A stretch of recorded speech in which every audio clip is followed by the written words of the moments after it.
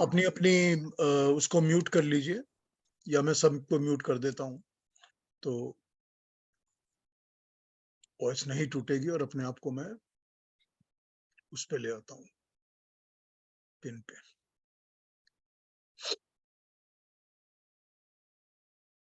मैं फिर अपने नोट्स में से पढ़ूंगा because we are still working on the 7 चक्र या अष्ट चक्र पे, हम 8 चक्रों पे हम बात कर रहे हैं।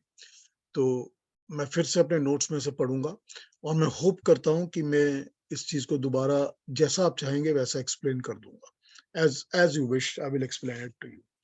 तो मैं नोट्स पढ़ रहा हूं कि किसी सांख्य दर्शन में लिखा है कि किसी भी विषय का ज्ञान उस वस्तु के साथ चक्षु आदि इंद्रियों के संयोग के साथ होता है।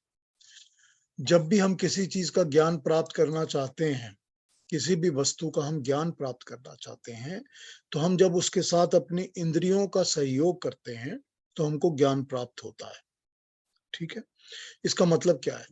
मतलब ये है कि मैंने अगर किसी को किसी के बारे में कुछ जानना है तो मैं देखकर, अपनी आंखों से देखकर उसका ज्ञान प्राप्त करूंगा, तो मुझे पता चलेगा हाँ ये वस्तु ये है। ठीक है ना। दूसरी बात, अगर मैंने ये कहा कि वो इंद्रियों के संपर्क से ही ज्ञान प्राप्त होता है, तो दूसरी बात ये हुई कि या तो मैं उसको हाथ में पकड़ के देखूंगा कि ये चीज वस्तु को मैंने उठा के देखा है, या अब जैसे हमने अभी थोड़ी देर पहले बात की खाद्य पदार्थ, तो हम खाएंगे तो पता चलेगा ये चीज स्वाद है, ये चीज अच्छी है, हमें पसंद है नहीं पसंद है, क्या स्वाद होता है कैसा नहीं होता। तो ये एक इंद्रियों के साथ ही हम यूज करते हैं वस्तु को, तो हमको उसका ज्ञान प्राप्त होता है। ठीक है ना। यही सांख्य दर्शन कह रहा है कि किसी भी वस्तु का ज्ञान इंद्रियों के साथ जब उस वस्तु का संपर्क होता है, संयोग होता है, तो हमें उस वस्तु का ज्ञान प्राप्त होता है। ठीक है। चक्षु आदि यंत्र उसको इंद्रियों के पास भेज देते हैं। तो जो ये यंत्र हैं हमारे, आंख है, कान है, नाक है, टंग है, ये क्या करते हैं, ये जब उसका ज्ञान लेते हैं तो उसको इंद्रियों के पास, इंद्रियों की सेंसरी सेंटर्स के पास उसकी इंफॉर्मेशन को भेज देते हैं कि ये ले लीजिए, ये इसकी ये इंफॉर्मेशन है। इंद्रियां जो है उसको मन के पास भेज देती हैं और मन जो है वो उसको निश्चयात्मक बुद्धि, एनालिटिकल डिसीजिव जो इंटेलेक्ट है, बुद्धि जो है, उसके पास भेज देती है कि ये ले लो। और निश्चयात्मक बुद्धि जो है वो उसको ग्रहण करने के लिए अल्टीमेटली जो उसका निचोड़ बनता है वो आत्मा के पास भेज देती है। हमारी आत्मा के पास वो इंफॉर्मेशन आ जाती है कि हमको ये अच्छा लगता है, हमको ये बुरा लगता है। ठीक, उसका जो अल्टीमेट निचोड़ है वो आत्मा के पास आ जाता है और फिर उन्हीं के बीच में लौटकर ज्ञान प्राप्त करता है मनुष्य। आत्मा के अतिरिक्त सभी पदार्थ, इसमें मजे की बात तो ये है, हमने इसको एनालाइज तो कर लिया कि आत्मा ने इन चीजों को ग्रहण कैसे किया और रिटर्न में यह आत्मा फिर उन्हीं चीजों को दोबारा से, ठीक है ना, उन्हीं चीजों को दोबारा से हमको लौटा देती है इंटरेक्ट करने के लिए कि आत्मा को क्योंकि ये चीज पसंद है तो वो फिर से इंद्रियों से, मन से उन चीजों को डिमांड करके वापस भोग करने की चेष्टा करती रहती है। तो आत्मा इस तरह से काम करती है। अब इसमें सारी की सारी इंफॉर्मेशन में बात यह है कि आत्मा के सिवा बाकी सब चीजें प्रकृति के द्वारा बनाई गई जड़ पदार्थ हैं। करेक्ट। उनकी अपनी कोई भी सत्ता या कोई भी इंडिविजुअलिटी, चेतन तत्व नहीं है। वो एग्जिस्ट करती हैं, सत्ता है उनकी, एग्जिस्ट करती है, मगर वो चेतनता के साथ एग्जिस्ट नहीं करती। उनके अंदर कॉन्शियसनेस नहीं है। वो सब जड़ पदार्थ है। जैसे कोई लकड़ी का टुकड़ा है या लोहे का या पत्थर का टुकड़ा है, उसी तरह से ये सब चीजें बनी हुई हैं जड़ पदार्थों से।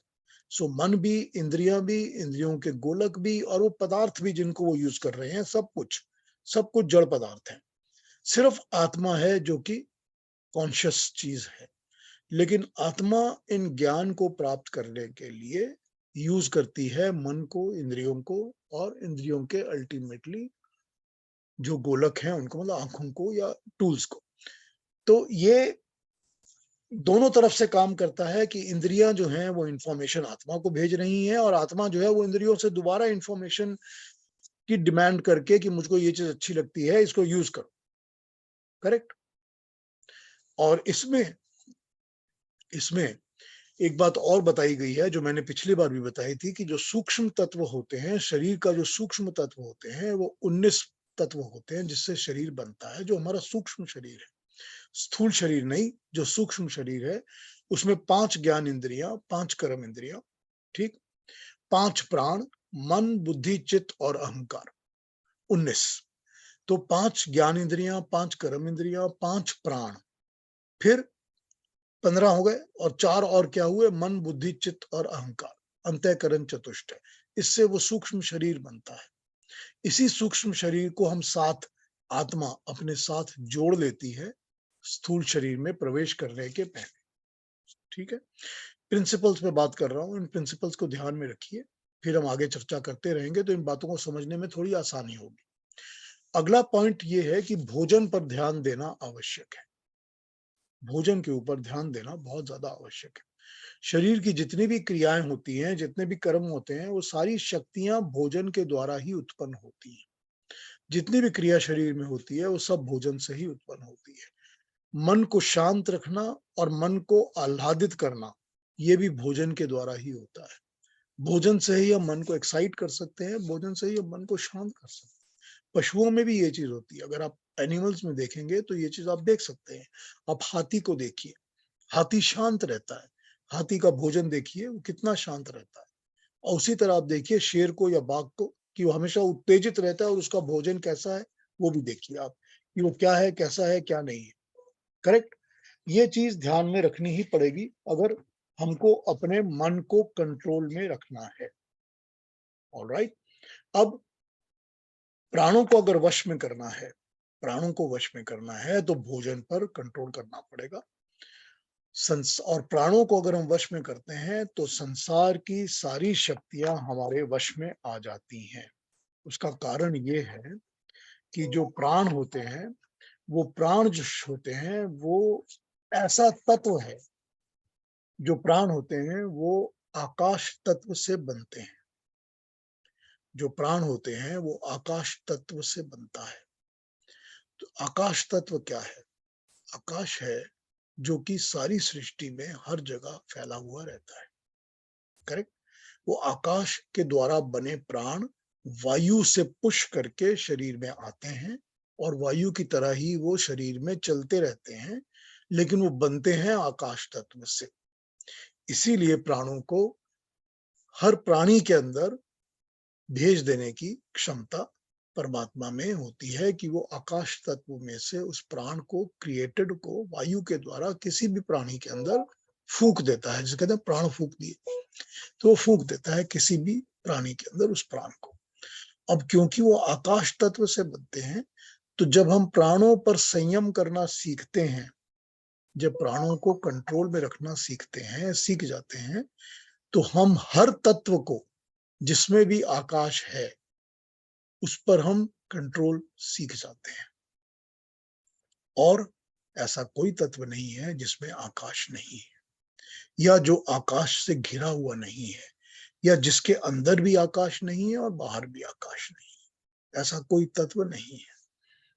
तो हर एक तत्व के अंदर क्योंकि आकाश होता है, तो हम प्राणों के ऊपर जब संयम और कंट्रोल सीख लेते हैं, कि हमने प्राणों पर अपने संयम सीख लिया है, प्राण हमारे कंट्रोल में आ गए हैं, तो पृथ्वी में जितने भी तत्व हैं जो आकाश से बनते हैं, हम उन सब पर अपना कंट्रोल सीख लेते हैं, उन पर जमाना सीख जाते हैं।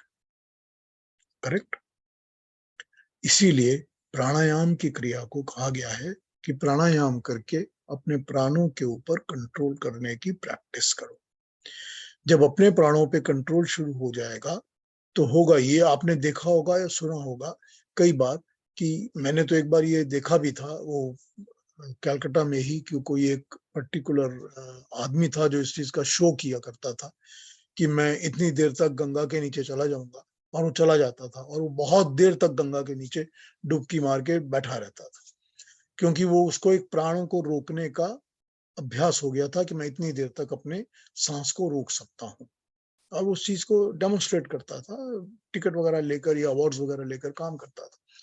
तो वो उसको एक अभ्यास हो गया था कि मैं इतनी देर तक प्राण रोक सकता हूँ।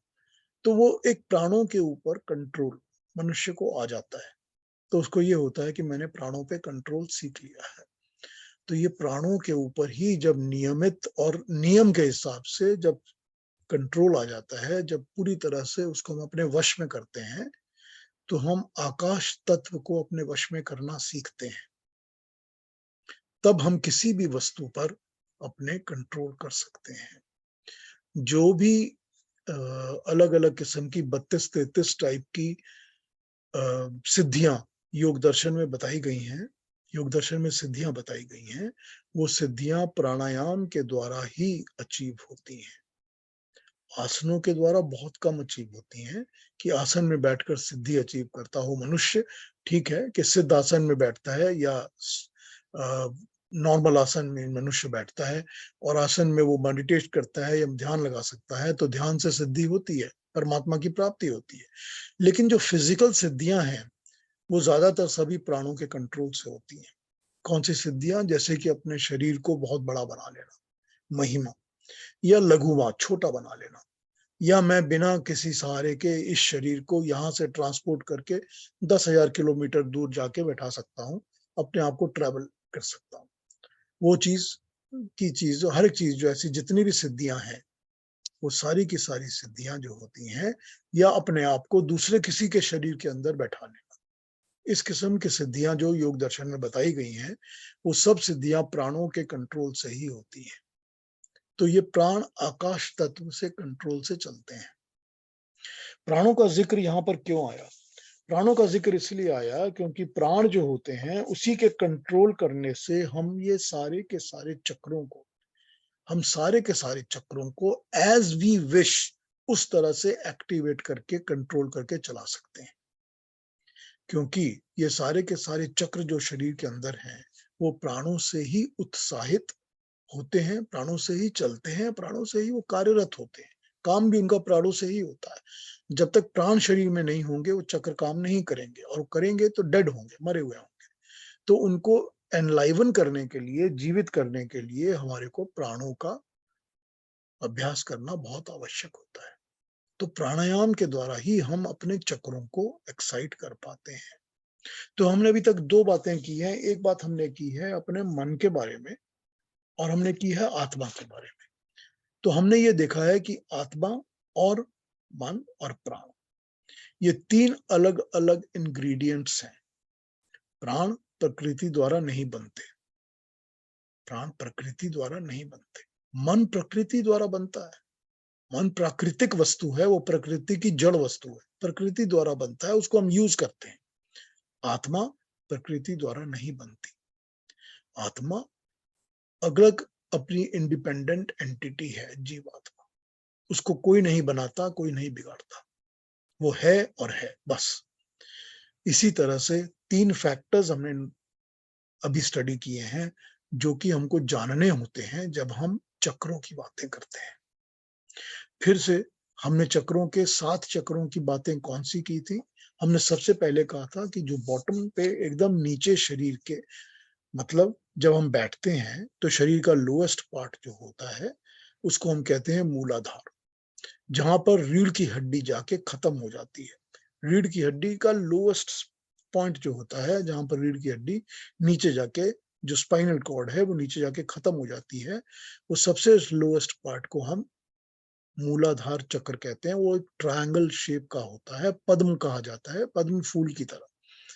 वहां से सभी एनर्जी की, सभी किस्म की हमारी वेन्स, नर्व्स वगैरह वहां से एग्जिट होके निकलती हैं, और वो ऊपर नीचे सब जगह जाती हैं, क्योंकि खाना जो है वो वहीं जाके हजम होके सबसे पहले इम्पैक्ट करता है। जो फूड जाता है शरीर में, वो वहीं पर जाके उसका वितरण होता है कि रस कहाँ बनेगा, रक्त कहाँ बनेगा, हड्डी कहाँ बनेगी, मज्जा, सब चीजों का वहां से वितरण होता है। और वहीं से वितरण होने के बाद वो सारे शरीर में फैलने का काम करता है, कि सारे शरीर में फैल जाता है कि कहाँ कहाँ पर किस चीज की आवश्यकता है, उस तरह से पहुंच जाता है। तो वहां पर मूलाधार को हमेशा ही हमको शुद्ध रखना है, स्वस्थ रखना है, उसको एक्साइट करना है, उसको एंटाइज करना है।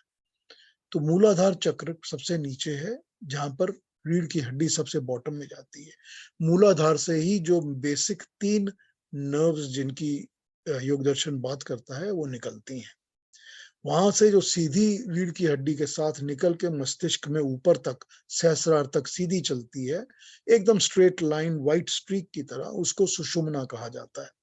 सुषुम्ना नाड़ी दिखती नहीं है, वो सुषुम्ना नाड़ी होती है, मगर वो जागृत होती है, चलती है, तो उसको रियलाइज किया जा सकता है, एक्सपीरियंस किया जा सकता है, मगर उसको यूं स्टडी करके देखा नहीं जा सकता। लेकिन उस सुषुम्ना नाड़ी के दोनों तरफ सांप की तरह चलती हैं ईडा और पिंगला। बाईं तरफ ईडा, दाहिनी तरफ पिंगला, वो दोनों नाड़ियां चलती हैं। इन दोनों ईडा और पिंगला नाड़ियों में से 72,000 अलग टाइप की नाड़ियां सारे शरीर में फैल जाती हैं निकलकर। अब यही हैं जो बॉटम मूलाधार से निकलती हैं। अब क्योंकि ये मूलाधार से ही स्टार्ट होकर निकलती हैं, तो जरूरी बात है कि अगर इन सारी की सारी नाड़ियों को इफेक्टिवली हमने काम कराना है, एक्टिवेट कराना है, डिसिप्लिन कराना है, एनर्जाइज कराना है, तो हम मूलाधार के ऊपर कॉन्सेंट्रेट करेंगे, ताकि ये प्यूरिफिकेशन का काम बॉटम बेसिक लेवल से स्टार्ट हो जाए। ठीक है, ये है मूलाधार चक्र, शरीर के सबसे नीचे।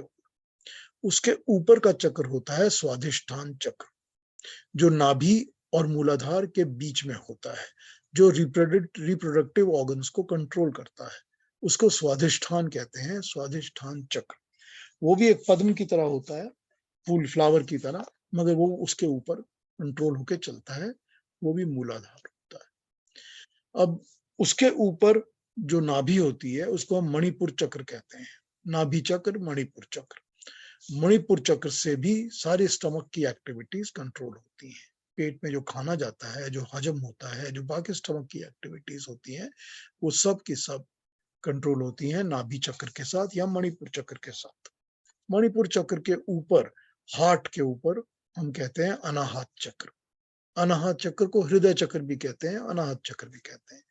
लेकिन यहाँ पर जब हम योग दर्शन में इसको देखते हैं या स्टडी करके देखते हैं, तो ये हार्ट चक्र या अनाहत चक्र सेंटर ऑफ द चेस्ट पे ही दिखाया जाता है, लेफ्ट साइड पर हार्ट की जगह पे नहीं दिखाया जाता। हालांकि इसको हार्ट चक्र कहते हैं, लेकिन सेंटर ऑफ द चेस्ट पे दिखाया जाता है। तो सेंटर ऑफ द चेस्ट पर ही वो नाड़ियां या वेन्स होती हैं जो हार्ट को भी इफेक्ट करती हैं या कंट्रोल करती हैं। तो हार्ट को कंट्रोल करने की सब चीजों की, पंपिंग ऑफ द ब्लड, लेना देना, सब कुछ, प्यूरिफिकेशन वगैरह, सब काम अनाहत चक्र का काम होता है। उसके बाद का चक्र आता है गले के इस पॉइंट का, जिसको गले के नीचे बेस ऑफ द थ्रोट कहते हैं, उसको हम कहते हैं विशुद्धि चक्र। विशुद्धि चक्र क्योंकि ये शुद्धता का काम करता है। शुद्धता किस चीज की? शुद्धता पहले तो भोजन को अपने अंदर लेने की, क्योंकि अक्सर जो भोजन लेने लायक नहीं होता वो गले से ही उल्टी करके बाहर निकल जाता है। तो वो उसकी शुद्धिकरण तो वहीं से शुरू हो जाती है सबसे पहले, कि इसको खाओ ही मत, निगलो ही मत।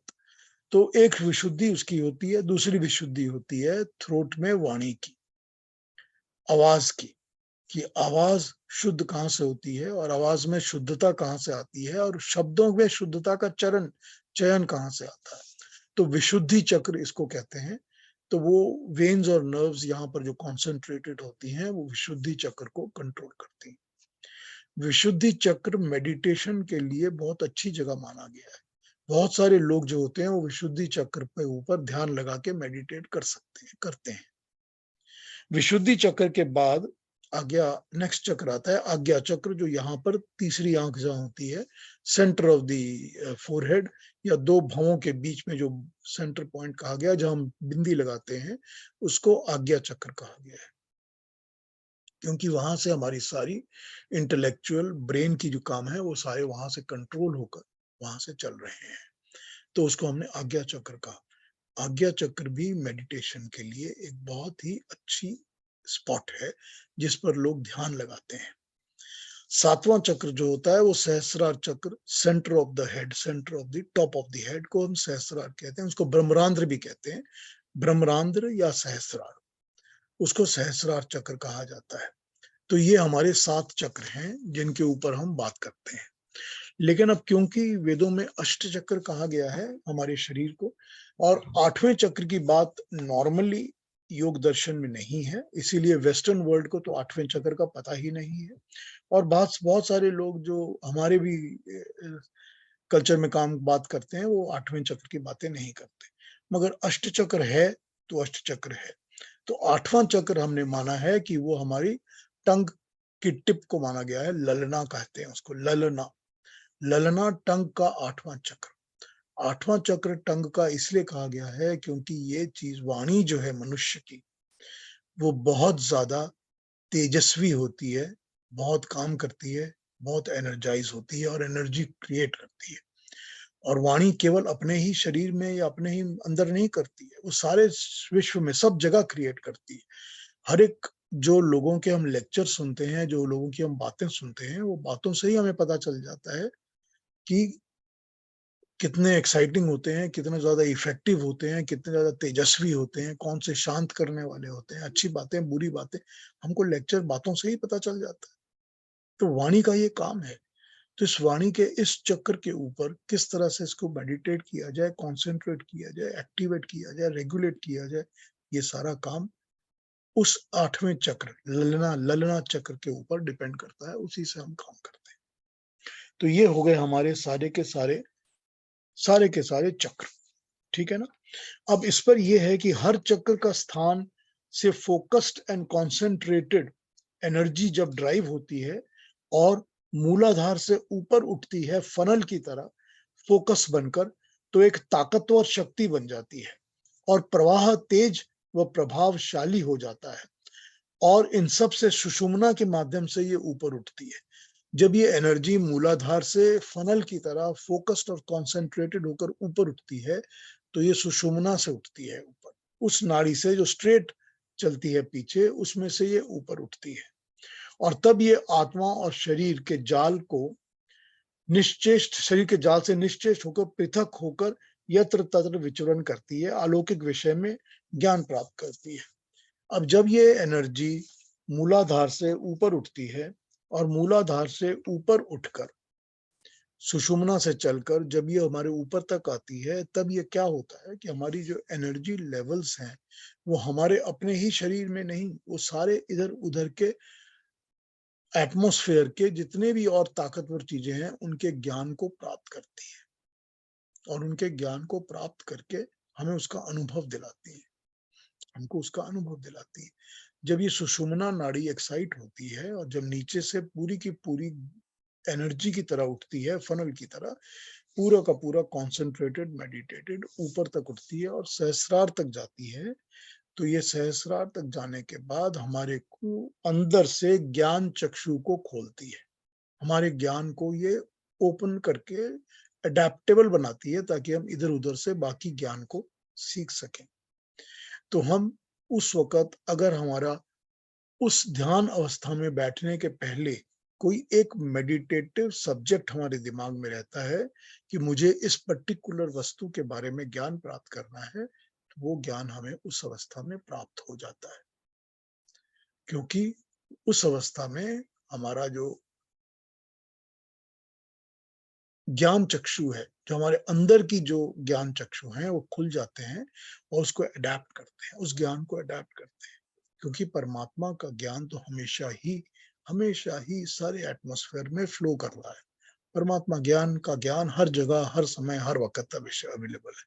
कौन उसको पकड़ता है, कौन नहीं, ये ध्यान के ऊपर डिपेंड करता है, इंटेंट के ऊपर डिपेंड करता है, किसका इंटेंशन क्या है। तो ये हो गई सारी की सारी हमारे चक्रों पर बातें जो मैं अभी तक कर रहा था। अब इसमें ज्ञान जो है वो बाहर की उपलब्धि है, बाहर से मिलता है हमको, लेकिन उस ज्ञान को जो हम बाहर से हमको जो मिलता है, हमको बैठाना पड़ता है अपने चित्त के अंदर, अपने चैतन्य के अंदर। हमारे अंदर चित्त है, हमारे अंदर मन, चित्त, बुद्धि और अहंकार, 4 चीजें हैं जो हमारे अंदर हैं। तो हम जो वो ज्ञान प्राप्त करेंगे, तो उसको स्टोर कहाँ करेंगे? उसका स्टोर हाउस होता है चित्त। उसको अपने चैतन्य के अंदर हमको बैठा के रखना पड़ता है। तभी हम उसके ऊपर फॉल बैक करके बैंक अकाउंट में से बार बार निकाल कर उसको हम यूज कर सकते हैं, क्योंकि वो हमारे अंदर चित्त के अंदर हमने उसको स्टोर करके रखा हुआ। हम हर चीज को, मेमोरी में जितनी भी चीजें होती हैं, अच्छी बुरी, सब चित्त में ही स्टोर करते हैं। हमारे जितने अनुभव होते हैं वो भी हम चित्त में ही स्टोर करते हैं। हमारे जितने राग द्वेष होते हैं, जो हमारी लाइकिंग्स डिसलाइकिंग्स होती हैं, जो हमको सुख दुख के अनुभव होते हैं, वो सारे के सारे हम चित्त के अंदर स्टोर करके ही रखते हैं। चित्त के अंदर से ही हमको बाद में पता चलता है कि हमारी बुद्धि को फीड आउट होता है कि ओहो, इससे तो मुझे कभी मिलना ही नहीं था, या इससे मिलके मुझे बहुत अच्छा लगता था, या ये वस्तु मेरी बड़ी प्रिय है, यह वस्तु मेरी प्रिय नहीं है। ये सब स्टोर हाउस जो होता है, मेमोरी बैंक, वो चित्त के अंदर होता है। तो चैतन्य के अंदर ही सारी की सारी बुद्धि का ज्ञान जो है वो जमा होता है। अब ये अपनी आत्मा के साथ हम इसको गेन करके, कंसंट्रेशन करके, मेडिटेट करके, इसको हम एब्सॉर्ब करके, जैसे कि मैं बताता रहा हूं अभी तक, इसके द्वारा भी हम सारे के सारे को गैदर करके अपने चित्त में स्टोर कर सकते हैं, या हम किसी गुरु से पूछ के भी कर सकते हैं, या हम इसको ज्ञान की किसी पुस्तक में पढ़ के भी इसको अपने चित्त में स्टोर कर सकते हैं। ज्ञान तो ज्ञान है, चाहे वो बाहर से मिले, चाहे हम अपने मेडिटेशन करने के बाद परमात्मा के सारे एटमॉस्फेयर में से, वातावरण में से, अंतरिक्ष में से परमात्मा से मांग के वो ज्ञान ले लें, और या वो उसको हम अपनी गुरु से सुने, गुरु से पूछें, सुने, या हम उसको किताबों में पढ़ें और पढ़ के ज्ञान प्राप्त करें। लेकिन ज्ञान जो है वो परमात्मा, जो हमको ज्ञान मिलता है, वो सारा का सारा ज्ञान जो है वो जिस तरह से भी मिलता है, जिस तरह से भी मिलता है, वो हमको प्राप्त करना है, अपने स्टोर करना है अपने चित्त के अंदर, अपने चैतन्य के अंदर। अब वो चित्त के अंदर स्टोर होने के बाद ही हमको हमेशा अवेलेबल रहता है, जिसको हम की फॉल बैक होके जब भी दिल करता है उसको हम ड्राइव करके निकाल के बाहर फिर से देख से सुन सकते हैं, या उसको अवेल करके उसका यूज ले सकते हैं। ठीक है, ये हो गए चित्त का काम, जो कि हमको ज्ञान प्राप्त करने के कराता है। अब वो चित्त का कंसर्न यहाँ पर काम क्या है? यहाँ पर काम ये है कि जब हमने नाड़ियों में से, या अपने कंसंट्रेशन से, या मेडिटेशन से हमने चक्रों के ऊपर जब मेडिटेट करना है कि हमको इस चक्र को एक्टिवेट करना है, या हमने इस चक्र पे मेडिटेट करना है, या हमने आज्ञा चक्र के ऊपर ध्यान लगाना है, या ललना के ऊपर ध्यान लगाना है, तो उसमें से भी जो हमको गेन होगा, वो गेन भी सारा हम चित्त में ही स्टोर करेंगे। ठीक है, जो आत्मा है उसके पास स्टोर हाउस नहीं है, स्टोर हाउस उसके लिए चित्त है। चित्त प्राकृतिक वस्तु है। चित्त जो है वो प्रकृति से मांगा हुआ एक टूल है, एक प्राकृतिक वस्तु है, जो कि सूक्ष्म शरीर के साथ रहता है। जब आत्मा दोबारा सूक्ष्म शरीर को यूज करेगी तो उसको वो चित्त दोबारा मिल जाएगा।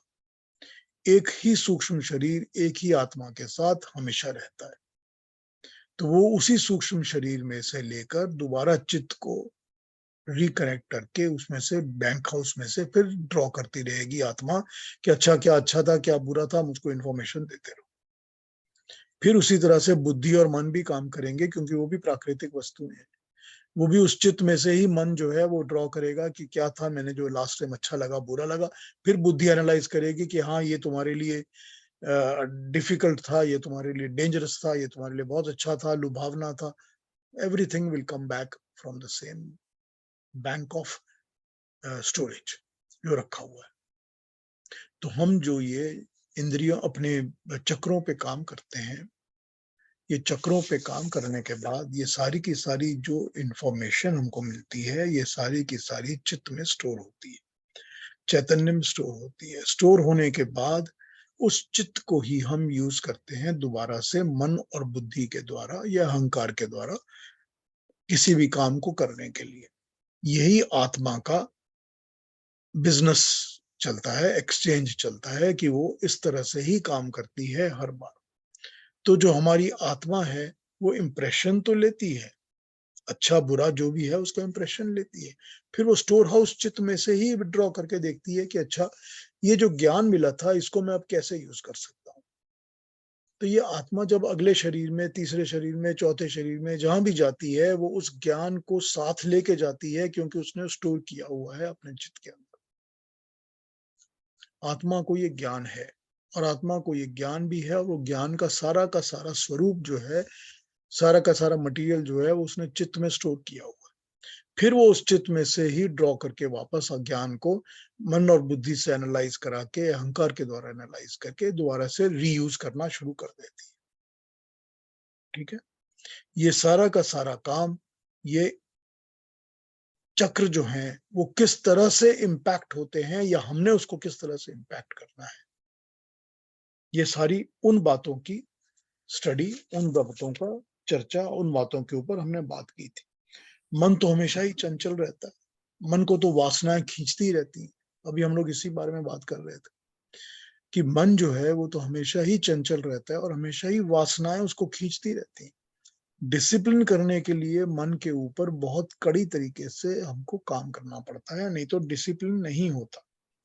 जो मन होता है वो ईर्ष्या में, अहंकार में, इन सब अभिमान में, इन सब में डूबा रहता है, बिकॉज उसको बड़ा मजा आता है। मन को इन चीजों में बड़ा मजा आता है। मन छोटे बच्चे की तरह है जो कि हमेशा चाहेगा कि मैं तो बाहर जाके धूल में खेलता ही रहूं सारा दिन, मैं कोई डिसिप्लिन में ना रहूं। मुझको मेरे माँ बाप कभी पढ़ने को ना बोले, मुझको मेरे माँ बाप कभी स्कूल जाने को ना बोले, मुझको मेरे माँ बाप कोई भी काम करने को ऐसी बात ना बोले। मैं बाहर घूमता रहूं, खेलता रहूं सारा दिन, जो दिल करता है वही करता रहूं। मन का तो यही हाल है। मन को तो डिसिप्लिन करना पड़ता है, और डिसिप्लिन करने के लिए जोर जबरदस्ती करनी पड़ती है। जोर जबरदस्ती नहीं करेंगे तो मन कभी भी वश में नहीं आएगा, मन कंट्रोल होगा ही नहीं। जो मन के सामने चीज दिखती है, मन को लगता है कि अभी इसको पकड़ लें, इसको ले लें, इसको यहीं पर ले लें। लोभ, आकर्षण मन के अंदर भरे रहते हैं। तो जब भी मन एक सेकंड का टाइम भी मिलता है, वो फिर उन्हीं की तरफ भाग जाता है, दोबारा तिबारा फिर भागता रहता है। हमने अगर जोर करके मन को अपने ऊपर मेडिटेशन में लगा लिया और मन को ध्यान करा लिया, या मन को किसी एक चीज पे केंद्रित कर लिया, एकाग्रित कर लिया, फिर भी जैसे ही मौका मिलेगा मन जो है वो छूट के भागने लग जाएगा। फिर वो वहीं पहुंच जाएगा जहां उसका दिल करता है कि मैं वहां जाऊं, यहाँ जाऊं, यहाँ जाऊं, वहां जाऊं। मन तो हमेशा ही इस तरह चलेगा। मन को हमेशा कंट्रोल करने के लिए डिसिप्लिन करना ही पड़ेगा, और मन को डिसिप्लिन करने के लिए ही प्राणों से उनकी मदद लेनी पड़ेगी।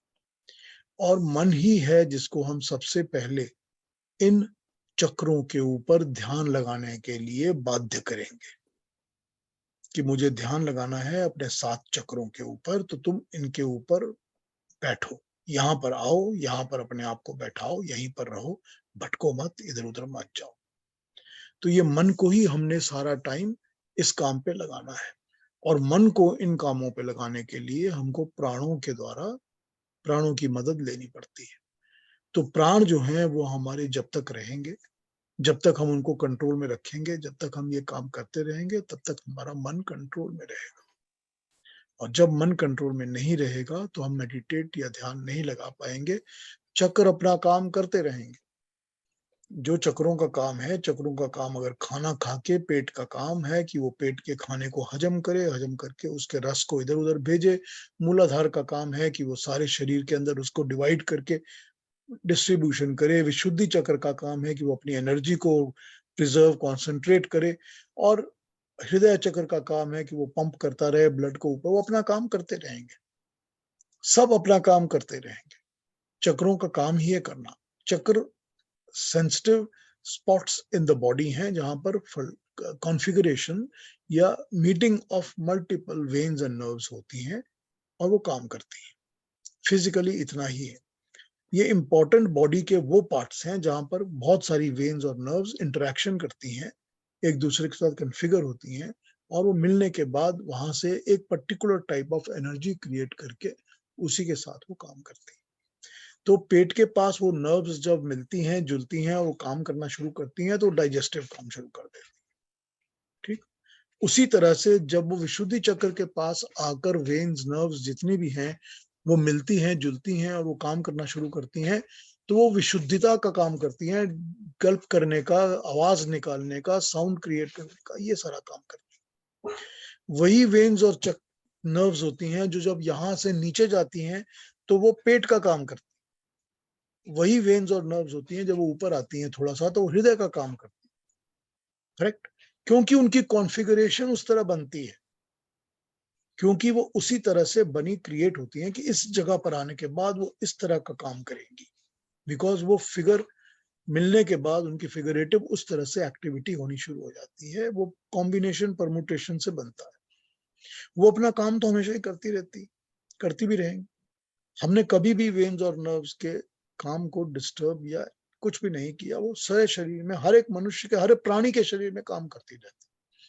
हमने ये सारी चर्चा ये की है कि हम उनमें से शक्तियों को कॉन्सेंट्रेट करके कैसे निकालें या कैसे उसका लाभ लें या कैसे उसको आगे बढ़ाएं। यही योग दर्शन का विषय है कि जो चीज है शरीर के अंदर, प्राण सभी के शरीर के अंदर है, सभी प्राणी प्राणों का यूज करते हैं, मगर कितने प्राणी हैं जो प्राणों को कंट्रोल करके उनका फर्दर एक्सटेंशन करके उसको यूज कर सकते हैं, या कितने प्राणी हैं जो इस किसी भी एनर्जी के सिस्टम को आगे बढ़ाकर उसको यूज कर सकते हैं।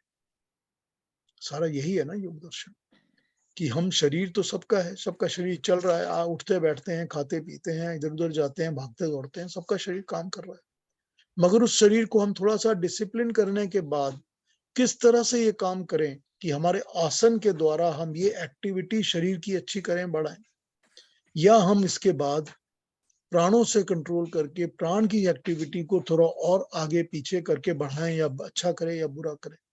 यही काम है ना सारा। चक्र तो सारों सभी के अंदर है। जो प्राणी है जिसने शरीर धारण किया है उसके शरीर में सातों सब के सब चक्र हैं, लेकिन वो चक्रों के द्वारा किस तरह आगे बढ़ाएगा काम को। सभी के अंदर मसल्स हैं, बॉडी है, सभी के अंदर प्राण है, वो उनको आगे कैसे बढ़ाएगा। योग दर्शन का तो यही सब्जेक्ट है ना, कि इनको फर्दर कैसे किया जाए और फर्दर करके किस तरह से इनसे लाभ लिया जाए। कहाँ पर रुकना चाहते हैं आप अगर चाहते हैं कि मैं 2-4 एक्सरसाइजेस करके अपनी बेली को, अपनी थाइस को, इन सबको कंट्रोल करके शेप में रखूं, ठीक है, आप रुक जाइए। अगर ये पर्पस है तो ये पर्पस तो एक पर्पस योग का है ना। इसके बाद का पर्पस, मेरा पर्पस है कि मैं प्राणों के द्वारा अपने मन की चंचलता को कंट्रोल करूं। ये पर्पस नंबर 2। फिर पर्पस नंबर 3 कि मैं ध्यान करना शुरू करूं, मेडिटेशन शुरू करूं। और फिर पर्पस नंबर 4 कि ध्यान और मेडिटेशन से मैं क्या चाहता क्या हूं, किस लेवल पर मैं जाना चाहता हूं, मैं क्या करना चाहता हूं।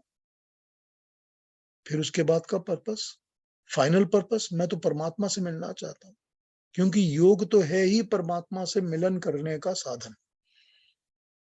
तो अगर मैं ये सारे के सारे पर्पसेस उसी शरीर के साथ यूज करूंगा, जो शरीर सभी के पास है, everybody has the same body, everybody has the same physical attributes, सबके पास चक्र भी हैं, सबके पास प्राण भी हैं, सबके पास मन भी है। यही है ना, इसी को यूज करके मैं टूल को मैंने यूज करके मुझको शरीर मानव का मिला है, तो मैं परमात्मा के साथ अपने आप को जोड़ना चाहता हूं। यही इन चक्रों में से हमको निकालना है कि जब ये एनर्जाइज होंगे और जब ये हमारे अंदर सुषुम्ना नाड़ी के अंदर सारा का सारा तेज, सारी एनर्जी भेजेंगे, तो हम यहां से कंसंट्रेट करके कहेंगे कि मुझे तो अब परमात्मा का मिलन चाहिए। यही इन चक्रों का काम है। युक्ता जी, आपने हाथ उठाया, बताइए क्या पूछना चाहते हैं। हाँ जी, मेरा ये प्रश्न है, थोड़ा-सा क्लैरिफ़िकेशन मतलब समझना चाहती हूँ। एक तो जैसे आपने कहा ना कि आत्मा जो है वो स्टोर हाउस नहीं है, चित है, लेकिन जो हमारे संस्कार हैं, जो अगले जन्म में तक जाते हैं, वो तो आत्मा के थ्रू ही जाते हैं। तो आत्मा नहीं, के आत्मा पास के संस्कार देखिए, आत्मा के संस्कार हैं, संस्कार आत्मा जी, पे पड़ जाते हैं, लेकिन वो संस्कारों का भी जो स्टोर हाउस है वो तो चित्त ही है। तो वो जो हमारे कर्म हैं, वो आत्मा के थ्रू ही जाएँगे ना दूसरे जन्म में। बिल्कुल जाएंगे, मगर फिर वो कर्म कौन सा था और उसका क्या फल मिलने वाला था, ये चित्त में स्टोर्ड है। तो ये चित्त, मन और बुद्धि, ये 3 अलग चीज़ें आप थोड़ा फिर से एक्सप्लेन करेंगे कि किस तरह से, मतलब कहाँ पर हैं या कैसे अलग हैं? देखिए, चित्त, मन, बुद्धि और अहंकार, हाँ ये जी, को अंतःकरण चतुष्टय कहते हैं। अंत इनसाइड अंतः का ये करण है। करण मतलब एक्टिवेट करने की चीजें, काम करने की चीजें। जो कर्म करती हैं उनको करण कहते हैं, जो कर्म काम करवाती हैं उनको करण कहते हैं। तो ये अंतःकरण है, और ये अंतःकरण चतुष्टय, क्योंकि ये 4 एक साथ हैं, ग्रुप ऑफ 4 है, तो इसको अंतःकरण चतुष्टय कहते हैं। हाँ जी। मन, जिसको हम माइंड कहते हैं, मन के पास इंटेलेक्ट नहीं होता, लेकिन मन जब एनालिटिकल काम करता है तो वो बुद्धि से हेल्प लेता है। बुद्धि वो होती है जो कि इंटेलेक्चुअल काम करती है, एनालिटिकल काम करती है। तो जो भी एनालिटिकल काम करवाना होता है आत्मा को, मन को, किसी को भी, वो बुद्धि के थ्रू होता है। हमने जो भी चीज मन ने देखी, हमने जो भी आंखों से चीज देखी, वो सफेद है या काली है, ये एनालिसिस बुद्धि करेगी। ठीक है, वो मीठी है या खट्टी है, ये एनालिसिस बुद्धि करेगी। ये बुद्धि का काम है। तो बुद्धि जो है वो इंटेलेक्ट है, वो एनालिटिकल, उसके अंदर एबिलिटीज हैं कि वो कैसे किस चीज को एनालाइज करेगी, ये बुद्धि का काम है। मन और बुद्धि दो अलग अलग चीजें हैं, दो अलग अलग एंटिटीज हैं। अपना उनका काम करने का ढंग, उनका काम अलग अलग है, वो अलग अलग काम करती है। लेकिन इन सब चीजों का स्टोर हाउस जो होता है वो चित्त होता है। ठीक है, चित्त वो चीज है जो कि हर चीज को स्टोर करके रखती है। जैसे ही अगली बार आपके सामने आग जलती है, तो बुद्धि जो है वो पूछती है कि ये क्या चीज है, क्या वस्तु है, इसके गुण क्या हैं, इसकी अच्छी बुरी क्या चीजें हैं। उसी वक्त चित्त जो है अपने अंदर से फीड बैंक में से निकाल कर इंफॉर्मेशन दे देती है कि आग ये चीज है, इसमें हीट होती है, इसमें बर्निंग कैपेसिटी है, इसमें से खाना बन सकता है, इसमें से आग भी लग सकती है। सारी इंफॉर्मेशन चित्त के अंदर स्टोर्ड होती है। अब वो इंफॉर्मेशन जैसे ही मिलती है, उसको एनालाइज करने का काम बुद्धि करती है कि गर्म क्या होता है, हीट का क्या मतलब होता है, आग का क्या मतलब होता है, स्टीम का क्या मतलब होता है, वो काम बुद्धि करती है।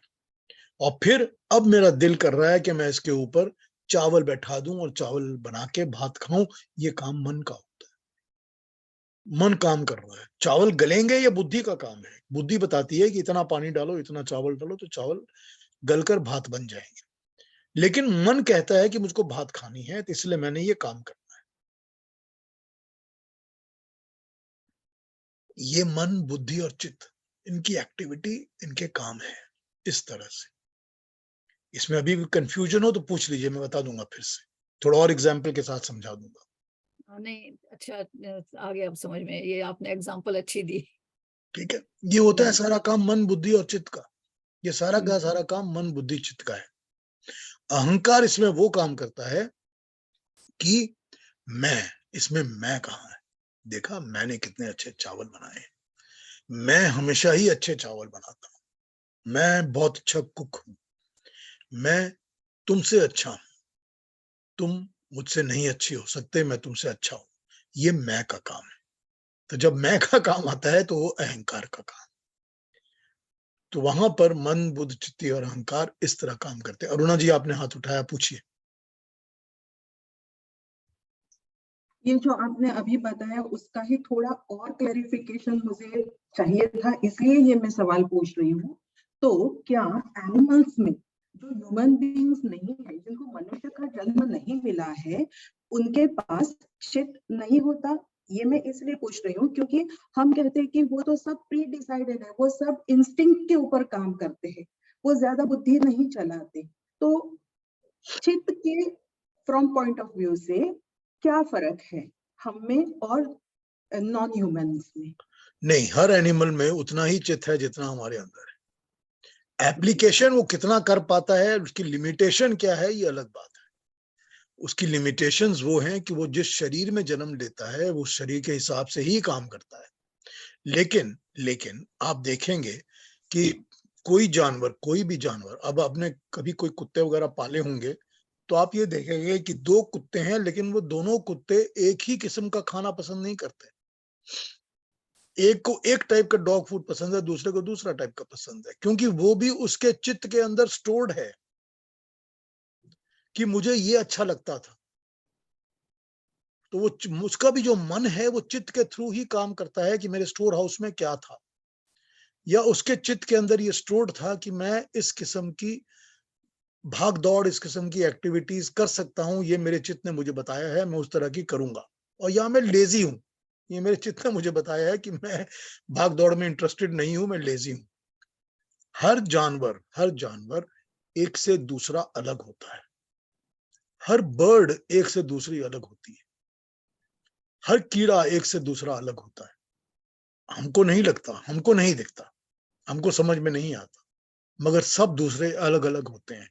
ठीक है, ठीक है कि उनका जो चित्त है वो एक बहुत ही लिमिटेड कैपेसिटी में, लिमिटेड एरिया में काम करता है, क्योंकि उनकी बॉडी बहुत लिमिटेड है, उनकी एग्जिस्टेंस बहुत लिमिटेड है, तो बड़ी लिमिटेड जगह काम करता है। उनका मन भी लिमिटेड जगह काम करता है, बुद्धि भी उतनी ही लिमिटेड एरिया में काम करती है, और उनका फिजिकलिटी भी उसी एरिया में काम करती है। मगर हर एक जानवर के अंदर चित्त, बुद्धि, मन और अहंकार होते हैं, और हम उसको स्टडी करके देख सकते हैं, पढ़ सकते हैं, देखा भी जा सकता है। हर एक जानवर में देखा जा सकता है।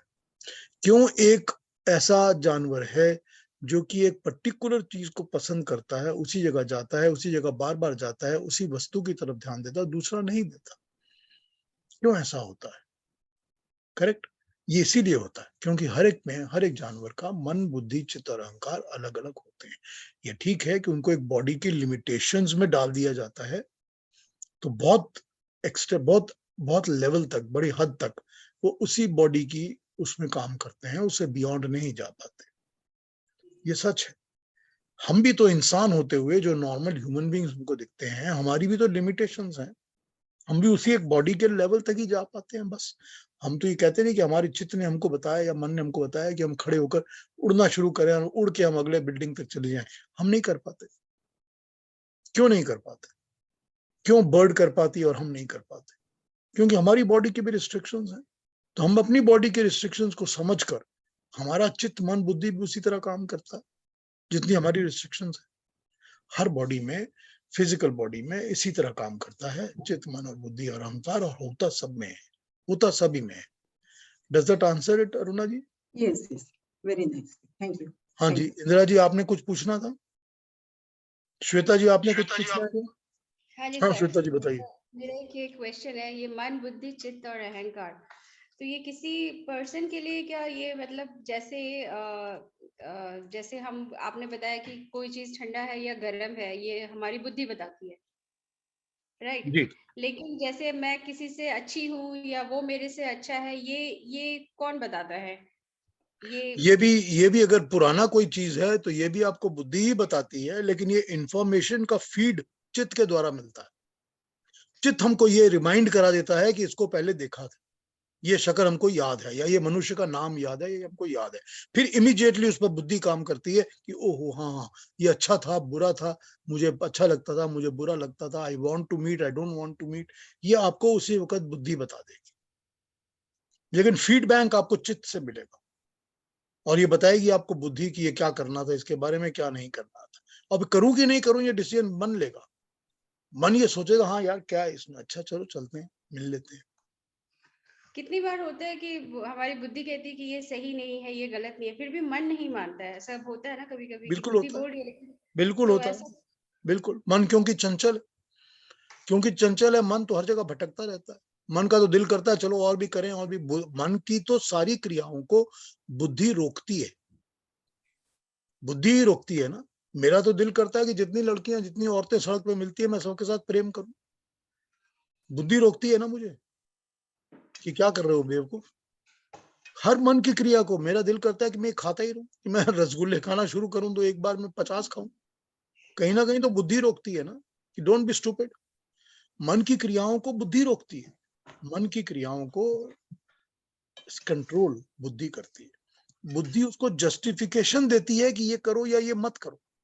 तो ये बुद्धि की जो क्रियाएं होती हैं, वो बुद्धि उनको, मन को रोकती है। तभी मन जो है वो बहुत चंचल है, वो तो भटकता ही रहेगा हमेशा, वो तो मांगता ही रहेगा। उसको बुद्धि कंट्रोल करती है या उसको रोकती है, उसको रीजन प्रोवाइड करती है कि डोंट डू इट और डू इट। हाँ जी अरुणा जी।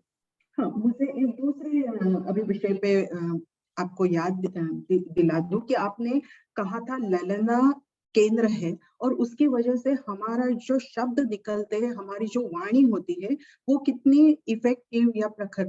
तो मुझे पूछना है कि मौन, साइलेंस, इसका क्या जिंदगी में महत्व है और हम आम आदमियों ने भी, कॉमन पीपल ने भी जिंदगी में मौन रखना जरूरी है क्या? मुझे खुद को लगता है हाँ, लेकिन वो कितना इफेक्टिव या कैसे हम प्रैक्टिकल जिंदगी में ला सकते हैं? और क्या आपने, सॉरी टू बी पर्सनल, लेकिन क्या आपने खुद ने कभी ऐसे मौन व्रत कि मैं 1-2 घंटे नहीं बात करूंगा, ऐसे कुछ किया है कि जिसका आपको फल इफेक्ट अनुभव में आया है? Before I start on this, because आपने दूसरी चीज पूछ ली है, श्वेता जी ने जो पूछा था उसके बारे में आंसर हो गया श्वेता जी? हाँ जी सर, हो गया, बट एक और मेरा डाउट है, आप पहले उनसे बात कर लीजिए, फिर मैं पूछती हूँ। ठीक है, अरुणा जी के बात पे मैं बात करता हूँ। ललना के ऊपर देखिए, हमारा हर चक्र बहुत इफेक्टिव है, बहुत ही इफेक्टिव है। जिस तरह से अगर आप सोचना शुरू करेंगे तो आज्ञा चक्र बहुत ज्यादा इफेक्टिव, क्योंकि सारा काम ही हमारा ब्रेन का, हमारे दिमाग का होता है। हम सारा काम अपना दिमाग से और ब्रेन से ही किया करते हैं, सोचते हैं और ब्रेन से ही काम करते हैं। हमारी सारी एक्टिविटीज ही ब्रेन से कंट्रोल होती हैं। तो कितना इफेक्टिव आज्ञा चक्र है। और हमारा ब्रेन सिर्फ हमको नहीं, सभी को दुनिया में इम्पैक्ट करता है। कि भाई मैंने एक किताब लिखी और आपने वो पढ़ी तो आपके ऊपर इम्पैक्ट हो गया। कि 100 लोगों ने, 1000 लोगों ने पढ़ी तो 1000, मैंने कोई बात बोली और वो बात 50,000 लोगों ने सुनी, थॉट शेयर हुआ, तो उसके ऊपर कितना इम्पैक्ट हो गया। तो आज्ञा चक्र भी है जिसका इम्पैक्ट हर जगह होता है। इसी तरह से जो ललना है, ललना का इम्पैक्ट सब जगह है। अब उस चक्र को कैसे यूज करना है, कितना करना है, ये मेरे ऊपर डिपेंड करता है। मैं बोलना चाहता हूँ या मैं चुप रहना चाहता हूँ, ये मेरी अपनी पर्सनल चॉइस है। ये भी एक एनर्जी तो है ही ना, जो वाक है, जो ललना है, ये भी तो एक एनर्जी है। मैं जब बात कर रहा हूं तो अपनी एक एनर्जी डिस्पेंस कर रहा हूं, जिसको आप ग्रह कर रहे हो, पकड़ रहे हो, एक एनर्जी है ना। तो इस एनर्जी को मैं कितना, किस हद तक यूज करना चाहता हूं या नहीं करना चाहता हूं, ये मेरी पर्सनल डिसीजन है। मौन एज व्रत रख के मौन रखना, ये मैंने कभी प्रैक्टिस नहीं किया। लेकिन मौन मैं normally in among the people, मेरे जो वर्क प्लेस थी नॉर्मली, और मेरे ग्रुप थे, मेरा जो कंपनी जहां मैं काम बहुत ज्यादा करता हूँ रहता था, उन सब ग्रुप्स में I was known to be a person with very few words. I was known to be a person of few words, because मैं ज्यादा बोलने में बिलीव नहीं करता था। मुझे लगता था कि those people who speak too much or uselessly, they put their own foot in their mouth. मुझे हमेशा यही लगता था कि इंसान अपनी अक्ल का परिचय अपनी जबान से दे देता है। कि आप में अंदर कितनी बुद्धि है या आप में कितना बुद्धि नहीं है, ये जब आप बातें करते हो तो उससे पता चल जाता है कि आप में बुद्धि नहीं है। ये दूसरी बात है कि कई बार सिंपल इंसान को भी बेवकूफ समझा जाता है, ये अलग बात है। उसमें अपने लिए बुरा मानने की कोई बात नहीं। अगर आप सिंपल हैं और सिंपलिसिटी से आप कोई बात करते हैं और सामने वाला समझता है कि ये बेवकूफ है, तो उसमें कोई बुरी बात नहीं है, मानने दीजिए, समझने दीजिए, समझता है। लेकिन ललना में यही है कि ये एक सोर्स ऑफ एनर्जी है। उस एनर्जी को हम डिस्पेंस करते हैं, और किस तरह करते हैं। मैं भी इस वक्त उस ललना से ही यूज करके आपको एक एनर्जी फ्लो करके दे रहा हूं, जिसको आप ग्रहण कर रहे हैं। अब यही बात को अगर मैं मौन रह के समझाना चाहूं तो मैं इस बात को नहीं समझा सकता। लेकिन बहुत सारी ऐसी बातें होती है जहां मौन रह के समझाया जा सकता है या समझ में आ जाती हैं। वो मौन रहना एक क्रिया है। उस क्रिया को आप कैसे यूज करना चाहते हैं, या एनर्जी को कितना डिस्पेंस करते हैं, ना डिस्पेंस करते हैं, ये आपके ऊपर डिपेंड करता है। बहुत सारे लोग इसको मानते हैं कि फालतू बोलते रहो तो सारी शरीर की एनर्जी निकल जाती है, उससे अच्छा है चुप रहो।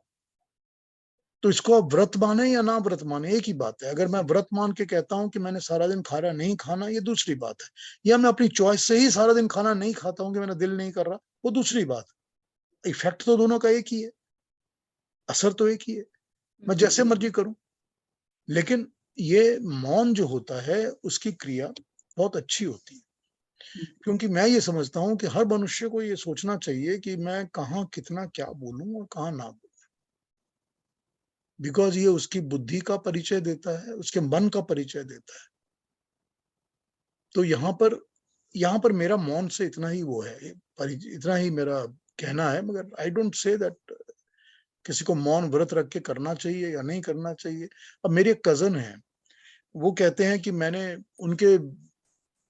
उनके बेटे की डेथ हो गई थी जब वो पैदा हुआ था, पैदा होने के शायद 2-3-4 घंटे के अंदर अंदर उनके बेटे की डेथ हो गई थी। वो पैदा ही गला ऐसा ही हुआ था कि उसकी प्रॉब्लम थी कोई, तो वो उनके, और बेटा था नहीं, वो एक ही बेटा था, तो उनको उसका बड़ा गम हुआ, वो सारी जिंदगी उस दुख को लेके जीते रहे। तो मैं उनसे मिला हूँ कोई शायद 16-17 साल के बाद, after the death of that child. तो वो मैंने देखा कि वो एयरपोर्ट पे लैंड किए, तो उन्होंने मुझे एक पेपर पकड़ा दिया टोरंटो में, उन्होंने पेपर पकड़ा दिया कि आज ट्यूसडे है, तो आज क्योंकि मेरे बेटे की ट्यूसडे डेथ हुई थी, मैं ट्यूसडेज को मौन व्रत रखता हूँ। ठीक है भाई, अब आप कनाडा में एयरपोर्ट पे लैंड किए हो और आपसे अभी इमिग्रेशन वालों ने 50 क्वेश्चन पूछे हैं, और अब आप बाहर निकल के आ रहे हो, आप कितनी देर कितना मौन रखे हुए हो भाई, कहाँ तक रख सकते हो इस चीज को आप? तो मुझे लगता है कि ये सारी चीजें प्रैक्टिकलिटी के लेवल पर ठीक होती हैं, बियॉन्ड प्रैक्टिकलिटी इन पर काम करना थोड़ी सी अटपटा हो जाता है मेरे विचार से। तो जितना मौन रख सकें वो बहुत अच्छा है, खुशी की बात है, उतनी आप एनर्जी डिस्पेंस कम कर रहे हैं। Okay, thank you. ठीक है ना अरुणा जी? Yes. हाँ श्वेता जी, आप बताइए पहले, फिर मैं इंदिरा जी पर आता हूँ। श्वेता जी। सर मेरा क्वेश्चन ये है कि मन, बुद्धि, चित्त, अहंकार ये एक ही जन्म का होता है या ये कैरी ओवर होता है पिछले जन्म? नहीं, ये हमारा सूक्ष्म शरीर है, हर बार जब हम जन्म लेते हैं इसको लेकर साथ आते हैं बॉडी के अंदर। मैंने एक बार अपने पिछले लेक्चर में इसको समझाया था कि जो आत्मा होती है वो जाके द्यूलोक में बैठ जाती है। ठीक है, 3 लोक हम समझते हैं कि जरा 3 लोक, पृथ्वी लोक, अंतरिक्ष लोक और द्यूलोक। आत्मा नॉर्मली द्यूलोक में जाके बैठ जाती है। जब उसका नया शरीर निर्धारित होता है, चाहे वो 1 दिन बाद हो, चाहे 10 दिन बाद हो, चाहे जब भी हो, क्योंकि उस लेवल पर जाके दिन और रात का कोई फर्क नहीं पड़ता कि 10 दिन है या 2 दिन है या क्या टाइम फ्रेम है, उसका कोई फर्क नहीं पड़ता। तो वो आत्मा जो है वो ट्रैवल करती है द्यूलोक से, अंतरिक्ष में आती है। अंतरिक्ष में आने के बाद वो इमीडिएटली अपने सूक्ष्म शरीर को अपने साथ ले लेती है। उसके सूक्ष्म शरीर में होते हैं 19 इंग्रेडिएंट्स, 5 प्राण, 5 कर्म इंद्रियां, 5 ज्ञान इंद्रियां, 4 अंतःकरण चतुष्टय, मन, बुद्धि, चित्त और अहंकार। वही सूक्ष्म शरीर जो उसने पहले लिया था उसी को दोबारा ले लेती है। फिर वो किसी भी बादलों के अंदर जाके बैठ जाती है, जिसके द्वारा वो जल से, वृष्टि से धरती पर निकल कर वापस आती है, तो किसी शरीर में जाती है और शरीर में जाके जन्म लेने का काम करती है। लेकिन जब वो अंतरिक्ष में आती है, तो अंतरिक्ष में आते ही बादलों में बैठने के पहले वो सूक्ष्म शरीर धारण कर लेती है। वो एक सूक्ष्म शरीर को अपने साथ ले लेती है। वही सूक्ष्म शरीर है जिसके अंदर ये 19 इंग्रेडिएंट्स हैं, 5 कर्म इंद्रियां, 5 ज्ञान इंद्रियां, 5 प्राण और अंतःकरण चतुष्टय, मन, बुद्धि, चित्त और अहंकार। तो हर बार जब वो आत्मा कोई भी शरीर धारण करेगी, उसके पास वही सूक्ष्म शरीर हमेशा रहेगा। सूक्ष्म शरीर जो है वो छूटेगा जब मनुष्य मोक्ष की प्राप्ति करेगा, तब मनुष्य को ये ऑप्शन रहेगा कि मैं इसको भी छोड़ना चाहता हूं, I want to really throw this away, I don't want it. जब वो प्रकृति की हर वस्तु को छोड़ेगा, जब वो प्रकृति के अंदर हर आकर्षण को छोड़ देगा, जब उसका लगाव, उसकी अटैचमेंट सारी तरह से खत्म होनी शुरू हो जाएंगी, तभी उसका सूक्ष्म शरीर छूटेगा। जब सूक्ष्म शरीर छूटेगा तभी उसको मोक्ष मिलेगा, और मोक्ष प्राप्ति के बाद वो सूक्ष्म शरीर उसको दोबारा नहीं मिलेगा। अब वो जब जन्म लेना चाहेगा, अगर वो मोक्ष प्राप्ति के बाद फिर से अपनी इच्छा से जन्म लेना चाहेगा, तो अपनी इच्छा का सूक्ष्म शरीर बना के लेगा। उसके साथ भी वो अटैच नहीं होगा। अगर होगा तो फिर बंध जाएगा, फिर टाई अप हो जाएगा।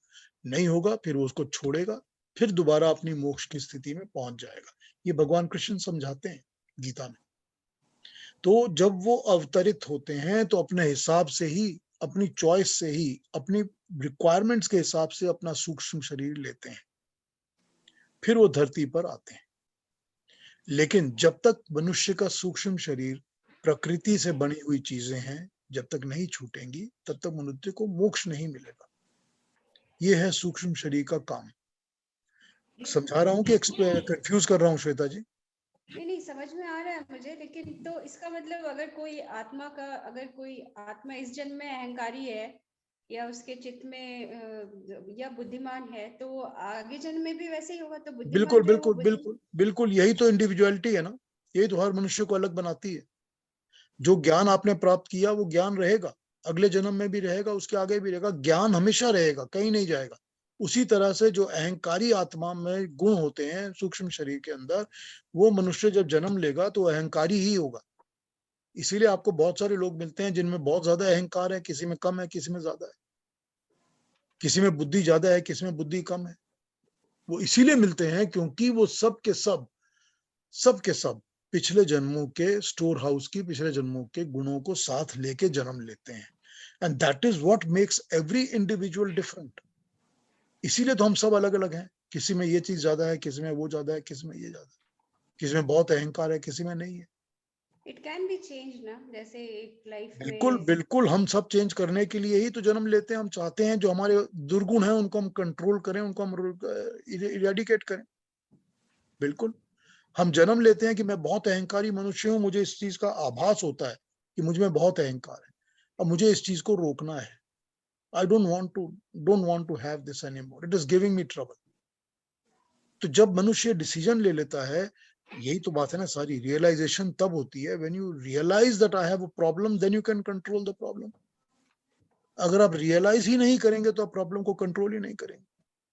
तो रियलाइजेशन जब होती है कि मुझे अपनी इस तकलीफ को, मेरे अंदर बुद्धि बहुत कम है, मुझे ज्यादा बुद्धि चाहिए, तो बुद्धि कहाँ से मिलेगी? ज्ञान से मिलेगी। तो ज्ञान प्राप्ति करना शुरू करेंगे तो बुद्धि मिलेगी। तो इस चीज को मैं इस तरह कंट्रोल करके आई कैन रिजॉल्व इट। मेरा मन 24 घंटे चंचल ही रहता है, तो मैं इसके ऊपर आदत डालूंगा कि मुझे डिसिप्लिन करने की आदत डलनी ही चाहिए। जब आदत डलनी शुरू हो जाएगी तो मन आस्ते आस्ते डिसिप्लिन होने लग जाएगा। जब डिसिप्लिन्ड मन होगा तो अगले जन्म में मुझे डिसिप्लिन्ड मन मिलेगा, वो इतना भटका हुआ नहीं मिलेगा। अहंकार भी उसी तरह होता है। ईगो बहुत बड़ी चीज है, कोई भी मनुष्य अपनी ईगो के ऊपर ध्यान ही नहीं देता। और अगर आप किसी मनुष्य को बोलो कि तुम्हारी ईगो ऐसी है, तो वो तुम आपको पलट के बोलेगा कि आप कौन हो, क्योंकि उसकी वो ईगो अलाउ ही नहीं करती है सुनने के लिए कि मेरे अंदर कोई बुराई है। तो ये हर चीज जब तक हम कंट्रोल करने के लिए अवेयरनेस क्रिएट करके नहीं करते, but yes, everything can be changed, everything can be controlled. वही पर्पस होता है कि मनुष्य का जब जन्म मिला है तो अपने आप को ठीक करो, अपनी खराब चीजों को इंप्रूव करो, इनको चेंज करो, ताकि मनुष्य जन्म पाने के बाद अगली बार आपको फिर मनुष्य जन्म मिले, और फिर मनुष्य जन्म मिलने के बाद आप परमात्मा के साथ मिलन कर सके, आपकी आत्मा को मुक्ति मिले, आपको दोबारा जन्म मरण के बंधन में नहीं पड़ना पड़े। यही सारा पर्पस है मनुष्य शरीर का। ठीक है श्वेता जी? या वेरी नाइस। बहुत अच्छा समझाया पीयूष जी, आज आपने बहुत ही अच्छा। ठीक है। हाँ युक्ता दीज जी, आर आप और कुछ पूछ रहे थे? प्रैक्टिकल बातें हैं ये सब। बिल्कुल, बड़ी स्ट्रेट बातें हैं, सिंपल बातें हैं, बिल्कुल। बहुत सिंपल बातें हैं। हाँ एक मिनट युक्ता जी, आप कुछ पूछ रही हैं? नहीं, हो गया, क्लियर हो गया। वो मैं वही सोच रही थी जब आपने कहा ना कि आत्मा जो है वो द्युलोक में जाती है मृत्यु के बाद, और फिर वो जब दोबारा जन्म लेना होता है तो अंतरिक्ष में आकर वो सूक्ष्म शरीर प्राप्त करती है। कि ये जो चित्त, मन और बुद्धि जो है वो तब आकर मिलते हैं। हाँ इज दैट करेक्ट? हाँ जी। हाँ बिल्कुल, अंतरिक्ष और में फिर मिलते हैं ये वो सब। बादलों में मतलब बैठ जाती है जब तक कि दूसरे शरीर में वर्षा के द्वारा नीचे नहीं आए पृथ्वी पर। बिल्कुल बिल्कुल ठीक। हाँ, बस क्लियर हो गया, धन्यवाद। हाँ इंदिरा जी बोलिए, आपने क्या बोलना है? नहीं, आपका ऑडियो ऑफ है। सवाल तो नहीं था मेरा, पर मैं विचार कर रही थी कि हम लोग को जैसे अभी जो बुद्धि आती है, अक्ल आती है, और यदि हम लोग उसको पूर्व जन्म से नहीं लाए होते हैं, तभी हम लोग में कमी होती है अपने व्यवहार में। हाँ ठीक बात है। फिर हम इस जन्म में उसको गेन करते हैं, फिर इस जन्म में गेन करते हैं किसी गुरु के द्वारा, किसी ज्ञान के द्वारा, मेडिटेशन के द्वारा, या कुछ पढ़ लिख कर। उसी तरह तो गेन करते हैं ना, ये किसी को देख के, अनुभव से। बुद्धि तो उसी तरह मिलती है ना। ज्ञान उसी तरह मिलता है, बुद्धि बन जाता है। जो छुटपन में जो ज्ञान नहीं था वो हाँ। पूर्व जन्म की कमी थी। नहीं, छुटपन का ज्ञान नहीं था, वो पूर्व जन्म की कमी नहीं थी, वो विकसित शरीर होने की कमी थी। एक लेवल तक जब तक शरीर विकसित नहीं होता तब तक वो पूरी चीजें एक्टिवेट नहीं होती, उनको टाइम लगता है। ठीक है, वही बात जानवर में होती है। बिल्ली में हो सकता है कि ये 3 हफ्ते की बात होती हो, या कुत्ते में 5 हफ्ते की बात होती हो, हाथी में ये हो सकता है 8 महीने की बात होती है। विकसित शरीर जब तक नहीं होता तब तक वो उस तरह से सारी चीजें एक्टिवेट होकर काम नहीं करती। ठीक है ना, तो ये बुद्धि की कमी नहीं है। सॉरी, मैं कुछ अलग ही पूछ रही हूँ, लेकिन जो मेंटली चैलेंज्ड होते हैं, जिनको समझ ही नहीं है, वो कैसे खुद को इम्प्रूव करेंगे? हाँ, ये ठीक बात है कि वो कैसे खुद को इम्प्रूव करेंगे। उनकी भी इम्प्रूवमेंट की एक लिमिटेशन हो जाती है और बहुत लिमिटेड तरीके से ही वो अपने आप को इम्प्रूव करते हैं। मगर ये कर्मों के फल हैं, ये उनके कर्मों के फल है और उनको भुगत के ही जाना पड़ेगा, और कोई तरीका नहीं, और कोई तरीका नहीं। प्रभा जी, आप क्या बोल रही थी? मैं पीयूष जी यही कह रही थी कि मन के ऊपर जो कंट्रोल करना है, और हाँ। जो इंदिरा जी ने कहा है कि मौन रहना, तो मौन रहने में बहुत ताकत है। किसी को आपने कोई बात समझानी हो, बताना हो, या बदला लेना हो, या उसको नहीं समझ में आ रहा, तो आप मौन रहेंगे, वो अगला बंदा आपकी बात को खुद समझ जाएगा। ऐसा है, नहीं, मैंने ऐसा देखा है। एक चीज और है कि आर्ग्यूमेंटेटिव होने से कोई फायदा नहीं होता, कोई बिल्कुल नहीं होती कोई है। लाभ नहीं होता। जहां जिसने आर्गुमेंट्स की बात आए वहां आप अपने आप को मौन कर लें, जिसने नहीं समझना उसने नहीं समझना, वो अलग बात है। हाँ, वो छोड़ दीजिए। तो आर्ग्यूमेंट्स हाँ, मत करिए, आर्ग्यूमेंट करने की जगह बिल्कुल। मौन होना बहुत बेटर है। आप बिल्कुल ठीक कह रही हैं, बिल्कुल ठीक। सर, हाँ जी, मैं एक हाँ जी, क्वेश्चन हाँ जी, हाँ जी, सुनील जी बताइए। नमस्ते पीयूष जी। मैं सुन रहा था साइड में बैठ के, तो मेरा ये है कि बुद्धि और अहंकार ये बहुत ही मिक्स हो जाता है बहुत बार, और पर्सनल लाइफ में भी होता है, और मेरे पास जो क्लाइंट्स आते हैं उनका भी होता है। तो जैसे कि हम जानते हैं कि रावण ने जब राम को देखा तो उसने बोला ये छोटा सा बच्चा है, इसके पास कोई सेना नहीं है, कुछ नहीं है, मेरा क्या बिगाड़ लेगा। पर राम ने उसको कहा मैं तेरे को एक मौका दे रहा हूँ, अभी सुधर जा, माफी मांग ले, मैं छोड़ दूंगा। तो राम को पता था कि रावण का अहंकार उससे बुलवा रहा है, लेकिन रावण की बुद्धि उसे बता रही थी कि ये राम का अहंकार है। तो उसमें ये तो पास्ट की बात है, तो हमें पता है किसका अहंकार था, बट रियल लाइफ में कैसे पता लगेगा कि बुद्धि किसकी बस सही बता रही है और अहंकार किसका हो रहा है? देखिए, मैं बहुत सिंपल तरीके से इसको आपको समझाता हूँ। हाँ अपने जी, ऊपर अप्लाई कर लीजिए कि मैं हाँ जी, जब भी बात कर रहा हूँ या मैं सामने वाले की बात सुन रहा हूँ या सामने वाले को समझ रहा हूँ, तो मेरे अंदर कितनी उसमें से बुद्धि और कितना मेरा अहंकार मिल रहा है। हर एक अपने टॉक, अपनी एक्टिविटी, अपनी बात, अपने लोगों से विचरण, अपने लोगों से आचरण, इस चीज को 1 मिनट सोच के देखिए कि ये तक, यहाँ तक तो बुद्धि ठीक थी, पर इसके बाद मेरा अहंकार स्टेप इन कर गया कि मैं कहाँ आ गया बीच में। अगर आप डिफरेंशिएशन अहंकार और बुद्धि में अपने पास अपने विचार, अपने आचरण में करना शुरू करेंगे, तो बहुत जल्दी दूसरे के साथ भी शुरू हो जाएगा। फिर सामने वाले को भी आप समझने लगेंगे कि ये इंसान अहंकार और ये इंसान बुद्धि की बातें कर रहा है। अभी रिसेंट राइट। आपको रिसेंट अपना एग्जांपल बताता हूँ कि हाँ मैं जी, ये म्यूजिक की बहुत सारी साइट्स वाइट्स कभी-कभी देखता रहता हूँ या कोई चीजें सुन रहता हूँ। तो मुझे अपने किसी यहाँ लोकल इंसान ने फ़ोन करके बताया कि आजकल आप ज़्यादा बाहर तो जाते नहीं हो, तो इस एक पर्टिकुलर पोर्टल पे जाओ, देखो ये अच्छी बातें बताते हैं इस पर्टिकुलर सिंगर के बारे में। मैंने 2-3 बार उसको सुन लिया क्योंकि बताया, तो मुझे लगा कि यार ये इंसान गप्पे मारता है इधर-उधर से सब। आजकल जैसे सब सारे के सारे लोग आजकल जो हैं गॉसिप ही करते हैं, झूठ ही बोलते हैं। तो उसने कहा कि मैं आपको उसका नंबर देता हूँ, वो आपसे बात करेगा। मैंने कहा करा दो बात। तो 1 बार 2 बार उससे बात हुई, मैंने उसको बताया भाई देखो ये ऐसे नहीं ऐसे था, क्योंकि मैं लोगों से मिला हूँ और मैंने उसके बारे में बात की हुई है, they have told me this. अब पर्टिकुलरली एक कहानी है कि वो एक गाना था चल उड़ जा रे पंछी, फिल्म भाभी का, और वो गाना तलत महमूद और मोहम्मद रफी दोनों की आवाज में रिकॉर्ड किया है, और मेरे पास दोनों गाने हैं रिकॉर्डेड।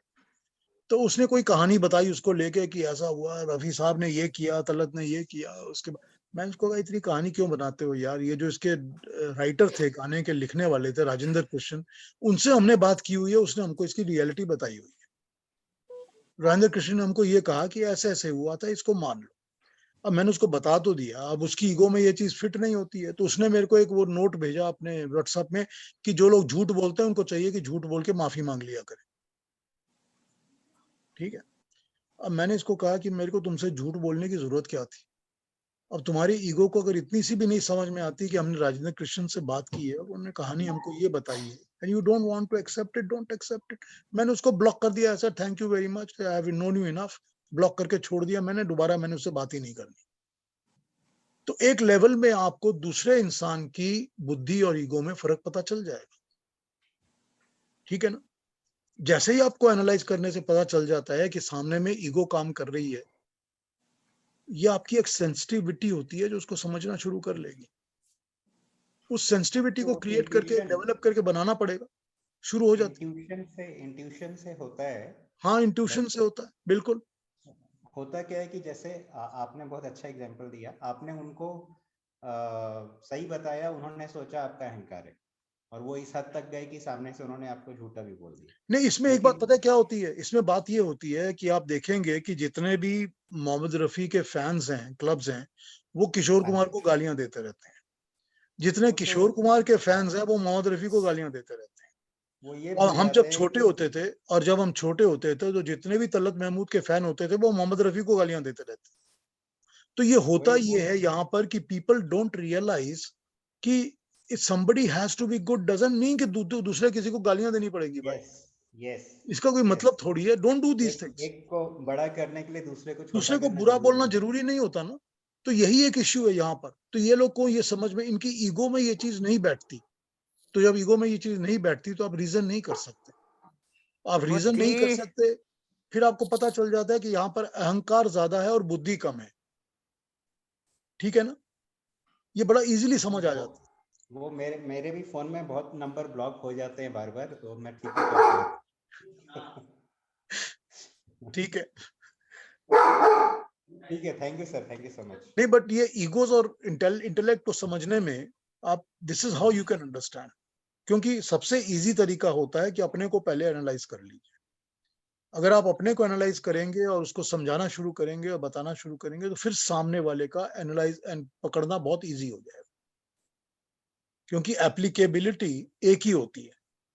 तो आपको समझ आ जाएगा कि मैंने अपने ऊपर एग्जाम्पल ले लिया कि मैंने ये समझाया, तो सामने वाले ने क्या बताया उसको आप समझ जाएंगे। फिर आपको पता चल जाएगा कि ये कैसे है, कैसे नहीं। यस सर, वेरी गुड, ठीक है। Thank you. लेकिन बहुत अच्छा रहा पीयूष जी, बहुत ही अच्छा रहा। Thank you very much, thank you. बहुत आज खासा अच्छा लगा। कल बात करते हैं, तो कल सब ज्वाइन करिए। चलिए, हाँ, धनतेरस एक की सबको रिक्वेस्ट बहुत बहुत है, शुभकामनाएं। एक रिक्वेस्ट है सबको कि कुछ और लोगों को जोड़िए। अब हमारे पास बहुत कम लोग हो गए हैं। अब बहुत सारे बाकी लोग के लोग गायब कहाँ हो गए हैं पीयूष अब जी? हो गए, पता नहीं, वो सब मेरे हॉस्पिटल के दिनों में जो छूट गए वो छूट गए। क्योंकि 2 महीने तो 2.5 महीने हो गए, 3 महीने मैंने कोई टॉक नहीं की कल थी। से मेरे पापा थोड़ा आएंगे, कल से फेस्टिवल तो सीजन और जो है। जान पहचान के लोग हैं, इधर उधर लोग हैं जिनको आप जानते हैं, उनसे पूछिए, किसी को इंटरेस्ट हो उनको जोड़िए, कुछ लोगों को साथ। ठीक एक है। दो लोगों बहुत से कम हो मैंने गए, बात की थी, प्रयास उनको करिए। कुछ लोगों को रिकॉर्डिंग से प्रॉब्लम होती है, तो नहीं, बट देखिए, मैं एक बात बताता हूँ आपको। इस पर मैं अभी आज तो बोलने का कोई सब्जेक्ट नहीं है। ये एक दोष होता है, ठीक है? ये दोष होता है कि मुझे, आई डोंट हैव द टाइम, या मेरे पास आज मैं अभी जरूरत नहीं है। अब मैं, हमारे एक बहुत अच्छी परिचित है भद्र महिला, जिन्होंने मुझे बहुत, क्या कहूँ, एनकरेज किया था कि आप करिए ये टॉक्स, बहुत अच्छा बोलते हैं, आपको टॉक्स करनी चाहिए। लेकिन जिंदगी में किसी भी दिन उन्होंने मेरी टॉक्स को ज्वाइन नहीं किया। अब मैं शुरू शुरू में उनको पूछता था कि क्या बात है, आप ज्वाइन करिए। भाई मैं बहुत बिजी हूँ, मेरा अभी ग्रैंड चाइल्ड हुआ है, I am so busy now, I am also have a father to look after, I don't have any time. अब ये जो चीज होती है ना, ये जिसको दोष कहा जाता है। हाँ जी, जो मनुष्य ये समझता है कि मेरे पास टाइम नहीं है, उसके पास जिंदगी में कभी भी टाइम नहीं होगा, कभी भी नहीं होगा। ये भगवान कृष्ण यही कहते हैं ना कि अगर तुमने मेरा नाम नहीं लिया तो आखिरी समय में तुम मेरा नाम नहीं ले सकते। सही वही ना, बात है। हर Last चीज के moment लिए में- टाइम निकालना पड़ता है। नहीं, आप डिसिप्लिन करके टाइम, और किस चीज के लिए आप टाइम निकाल रहे हैं बिल्कुल। For something that is going to be good for you. Right. तो उसके लिए अगर आपके पास Correct. टाइम निकालने का टाइम नहीं है, आप सोच रहे हो कि मुझे बच्चे की नैपीज चेंज करने का बहुत बिजी हूँ या इसमें बिजी, ठीक है, रहिए बिजी, वो आपको करना ही है, लेकिन हर चीज के साथ टाइम निकालने का, ये इसको एक गीता में भी इसको दोष कहा गया है। तो ये एक हाँ। दोष होता है मनुष्य के अंदर कि मेरे पास टाइम नहीं है। टाइम सबके पास होता है, वो टाइम को कैसे यूज करना चाहते हैं या किस तरह से यूज करना चाहते हैं टाइम तो मैन्युफैक्चर भी कर सकते हैं। हाँ, बिल्कुल कर सकते हैं, बिल्कुल कर सकते, सबके पास तो वही 24 घंटे होते हैं ना। हाँ, ठीक है, खैर फिर बात कल करेंगे। मिलेंगे। हाँ, हाँ, कल कल सब ज्वाइन मिलेंगे। करिए। नमस्ते पीयूष जी, दोबारा नमस्ते ज्वाइन नमस्ते Piyush ji, everybody. Thank you everybody. नमस्ते सबको। धनतेरस की मुबारकबाद सबको, बहुत बहुत बधाई। सबको सबको हैप्पी धनतेरस। कल मिलते हैं फिर से। हाँ। नमस्ते।